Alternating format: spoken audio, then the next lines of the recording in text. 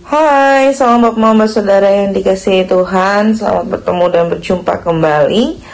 Oleh kasih dan penyertaan daripada Tuhan, saya senantiasa berharap Bapak Mama Saudara semua dalam keadaan sehat walafiat dengan penuh rasa syukur kepada Tuhan. Pada hari ini kita akan membaca serta merenungkan firman Tuhan yang terambil dari kitab Amsal.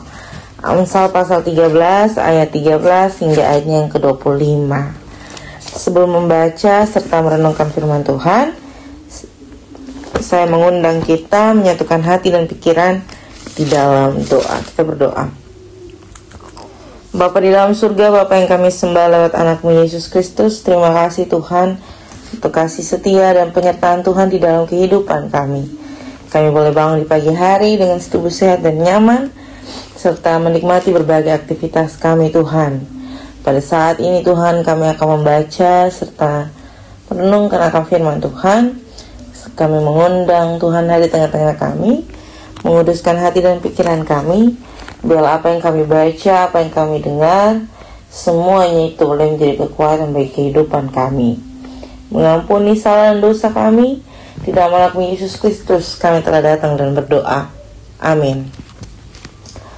Bapak Saudara yang dikasihi Tuhan, pembacaan kita terambil dari kitab Amsal 13 ayat 13 hingga ayatnya yang ke-25. Di bawah perikop kumpulan Amsal Salomo. Ayat 13, siapa meremehkan firman, ia akan menanggung akibatnya. Tetapi siapa taat kepada perintah akan menerima balasan. Ajaran orang bijak adalah sumber kehidupan, sehingga orang terhindar dari jerat-jerat maut.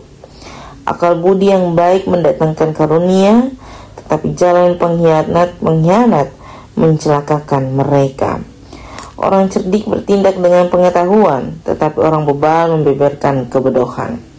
Utusan orang fasik menjerumuskan orang ke dalam celaka, tetapi duta yang setia mendatangkan kesembuhan. Kemiskinan dan cemooh menimpa orang yang mengabaikan didikan, tetapi siapa mengindahkan teguran, ia dihormati.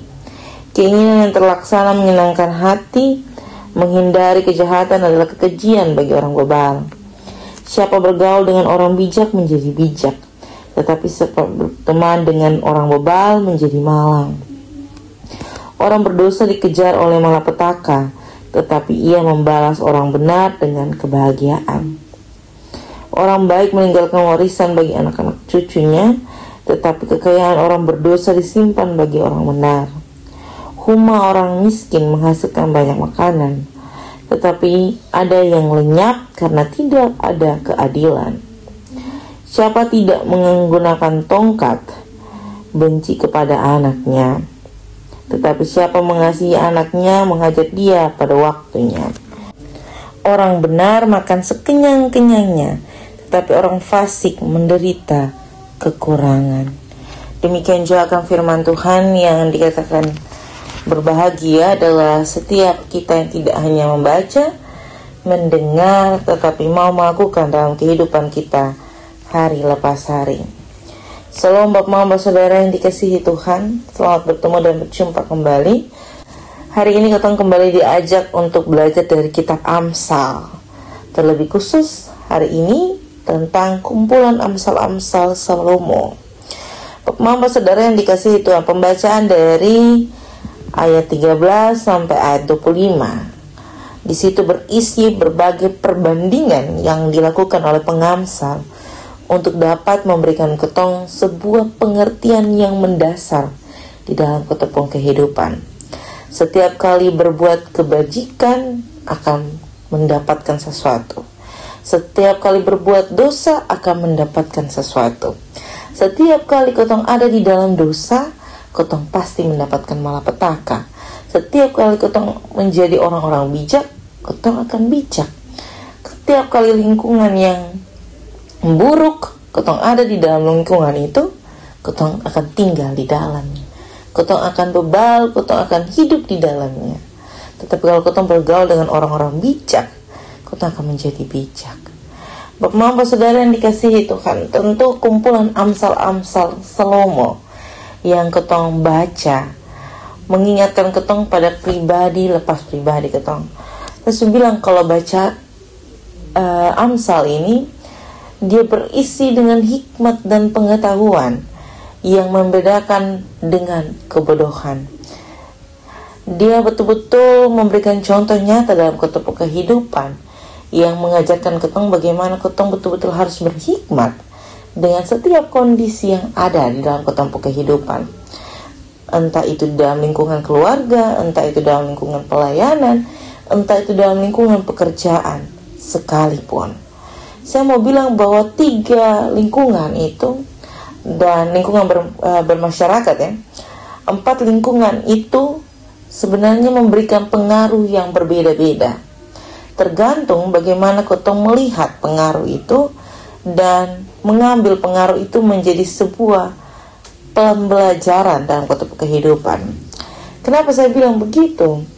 Karena dalam kehidupan ini, Bapak Mama Saudara sekalian, ketong akan diperhadapkan dengan segala sesuatu. Entah itu yang ketong anggap sebagai kecaman, ancaman, tantangan, rintangan, berkat, sukacita, kebahagiaan, duka cita, apapun itu, ketong akan berhadapan silih hari berganti. Tetapi yang menjadi ketong punya pegangan adalah firman Tuhan, adalah Tuhan. Jadi ketika ketong jatuh kepada satu lubang, ketong bukan tinggal di dalam, ketong bukan menghidupi ini berdosa itu, keberdosaan itu, tetapi ketong mau untuk keluar dari lingkaran itu. Nah, salah satu contohnya adalah mabuk atau pemabuk. Mama saudara yang dikasihi Tuhan, omong-omong tentang pemabuk ini, saya mau bilang bahwa pemabuk itu sangat sulit untuk dihilangkan. Apalagi kalau mabuk dari SMP sampai sudah tua, sampai sudah umur seperti saya, sampai yang sudah umur lebih tua daripada saya. Itu sangat sulit untuk meninggalkannya. Entah itu mabuk, itu rokok. Tapi saya mau bilang bahwa pemabuk dan perokok padat, perokok yang sangat sering, pemabuk yang benar-benar dalam tanda kutip tidak bisa tanpa minuman 1 hari pun mereka bisa sembuh. Karena apa? Karena kemauan mereka. Karena mereka betul-betul menghadirkan Allah dalam setiap tindakan kemauan mereka. Jadi kalau kita betul-betul mau keluar dari itu lubang yang ada dalam satu lingkaran dosa, kita akan keluar bersama-sama dengan Tuhan. Tapi kalau ketong hanya mau minta satu Tuhan untuk kasih keluar ketong, tapi ketong pun diri tetap mau ada di dalamnya, ketong akan terus ada dalam kemabukan, keberdosaan itu.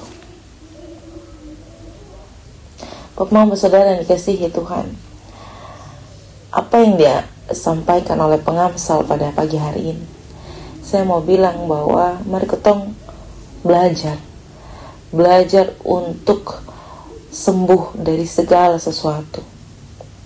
Pelan-pelan belajar itu ada proses. Proses jatuh bangun itu berproses, bukan stuck di tempat, tapi tetap berproses. Pelan tapi pasti, pelan tapi melangkah, pelan tapi bangun. Mari ketong semua keluar dari setiap ketidaksembuhan yang ketong pikirkan itu. Mari ketong sembuhkan ketong pikiran bersama-sama dengan Tuhan, mengundang Tuhan untuk menyucikan diri dan pribadi kita. Selamat berefleksi, selamat menjadi berkat dimanapun Bapak Mama Saudara semua berada. Tuhan memberkati dan menolong kita. Amin untuk firman Tuhan. Untuk menutup perenungan pada saat ini, saya mengundang kita menyatukan hati dan pikiran di dalam doa. Kita berdoa. Bapa kami yang dalam surga, dikuduskanlah namamu. Datanglah kerajaan-Mu, jadilah kehendak-Mu di bumi seperti di sorga. Berikanlah kami pada hari ini makanan kami yang secukupnya, dan ampunilah kami akan kesalahan kami, seperti kami juga mengampuni orang yang bersalah kepada kami. Dan janganlah membawa kami ke dalam pencobaan, tetapi lepaskanlah kami daripada yang jahat. Karena Engkau yang punya kerajaan dan kuasa kemuliaan sampai selama-lamanya. Amin. Salam Bapak Mama Saudara sekalian. Selamat menikmati akhir pekan. Tuhan memberkati kita.